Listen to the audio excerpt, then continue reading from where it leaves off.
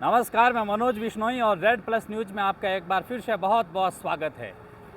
भजन सरकार जब से बनी है तब से आपने सोचा होगा कि भजन सरकार की मंडली के अंदर जितने भी सेना अध्यक्ष और सेनापति है वे सब अनुभवहीन है। उससे पहले कांग्रेस की सरकार थी, गहलोत मुख्यमंत्री थे, अनुभवी थे और उस गहलोत की पलटन के अंदर बहुत सारे ऐसे लीडर थे जिनके पास में एक्सपीरियंस था। एक्सपीरियंस किसी एक विधानसभा सदस्य का नहीं बल्कि एक्सपीरियंस 5-5, 6-6 बार चुने गए मंत्रियों का एक्सपीरियंस था। एक्सपीरियंस उन लोगों के पास में था जो गहलोत सरकार के मुख्य किरदार निभा रहे थे, अहम किरदार निभा रहे थे।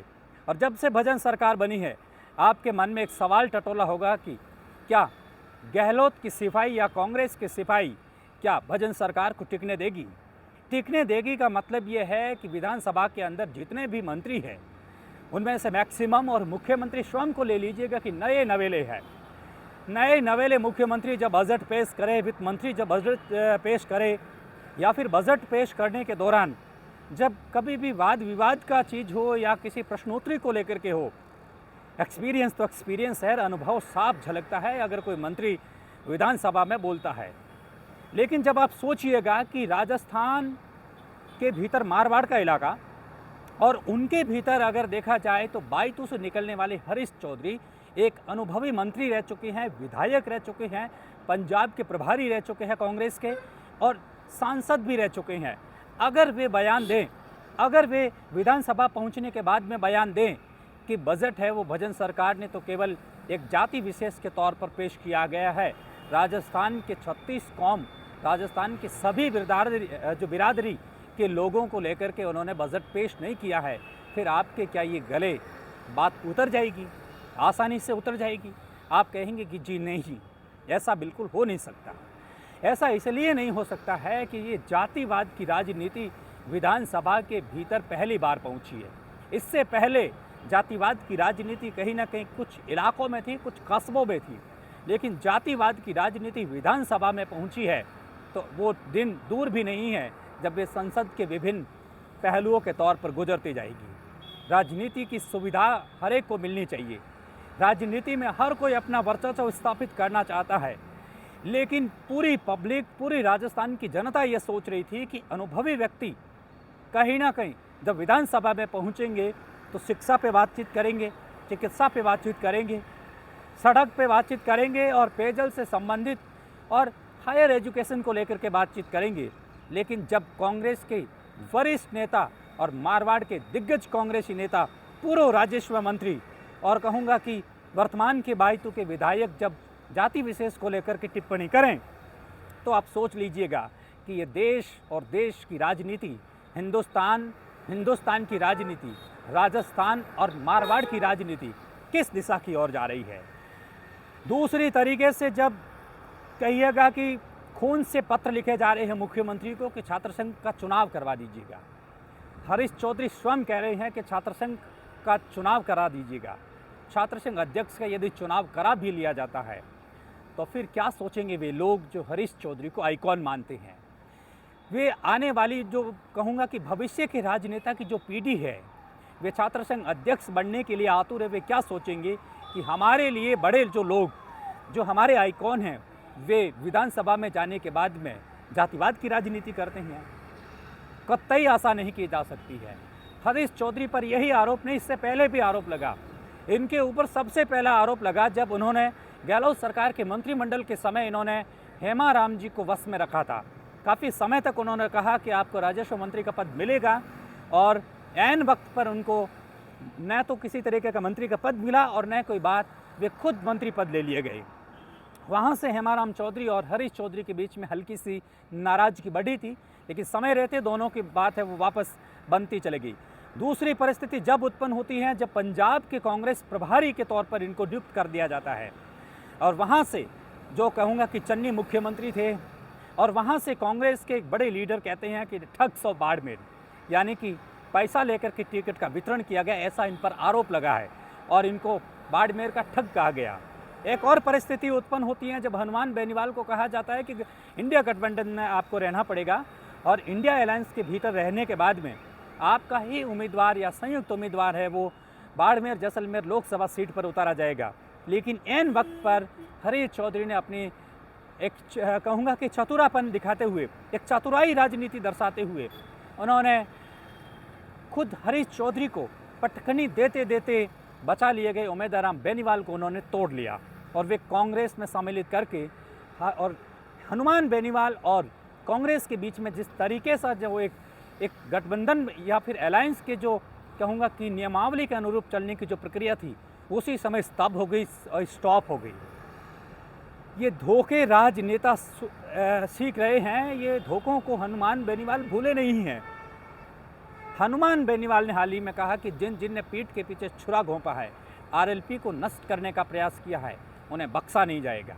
और मीडिया के गलियारों से खबर भी ये आ रही है कि उमेदवार बेनीवाल जिस बायतू के अंदर खड़े हुए थे, उम्मीदवारी दर्शाई थी, अब चूंकि वे कांग्रेस के कैंडिडेट ही नहीं अपितु सांसद भी है, तो समझ लीजिएगा कि उनकी जगह कोई और आने वाला है।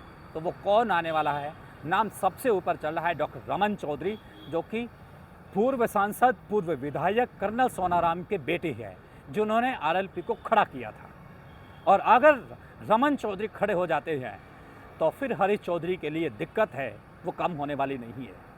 लेकिन फिलहाल पुनः उसी मुद्दे पर आते हैं कि जब किसी सदस्य को आप चुनते हैं ताकि वो शिक्षा पर बात करे, आपकी बात पटल पर रखे, मुख्यमंत्री के आगे रखे और उस बात को लेकर के कहे जिससे आमजन वाकई समस्या से जूझता नजर आ रहा है, और वो आकर के यदि जातिवाद की राजनीति खड़ा कर देता है, वरिष्ठ अनुभवी पूर्व मंत्री, विधायक और पूर्व सांसद, कांग्रेस के राहुल गांधी के दाहिने हाथ और उनके इर्द गिर्द रहने वाले, मंडराने वाले उन लोगों में से एक, और मारवाड़ कांग्रेस के दिग्गज नेता हेमाराम चौधरी के बाद अगर किसी का नंबर लगता है तो हरीश चौधरी का है।